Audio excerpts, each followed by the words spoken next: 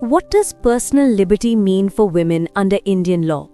Under Indian law, personal liberty means that a woman has a constitutional right to live as a free human being within the framework of law, without unlawful control over her body, movement, choices, safety, privacy, and dignity. The main constitutional foundation is Article 21, which protects life and personal liberty. For women, this protection works together with Articles 14 and 15, which protect equality before law and prohibit discrimination on grounds only of sex. This means a woman is not supposed to be treated as if her liberty belongs to someone else. Family pressure, social custom, workplace hierarchy, or institutional bias do not automatically override her legal status as an individual. Personal liberty includes the idea that her freedom, bodily integrity, privacy, and lawful choices matter in the eyes of the Constitution. In simple terms, the law does not see a woman as a lesser citizen whose freedom can be casually restricted. This is an inference from Articles 14, 15, and 21. Personal liberty also has practical meaning.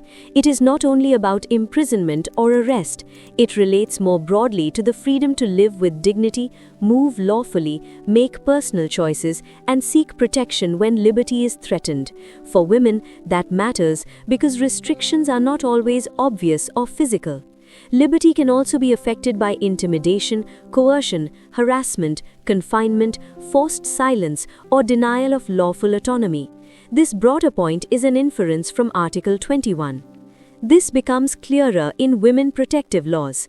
The Sexual Harassment of Women at Workplace Act expressly states that sexual harassment violates a woman's fundamental rights under Articles 14, 15, and 21. That shows Indian law directly connects liberty, dignity, and bodily security with real conditions in daily life, including the workplace. Personal liberty also matters inside the home. The Protection of Women from Domestic Violence Act provides civil remedies such as protection orders, residence orders, monetary relief, custodial orders, and compensation orders. That reflects an important legal idea. A woman does not lose liberty and safety simply because harm takes place within a domestic relationship.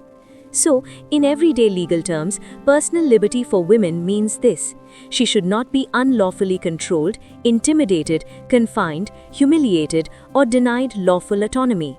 Her complaint should be taken seriously when liberty is threatened. Her body, privacy, dignity, and freedom are legally important. This is an inference from the Constitution and the cited statutes.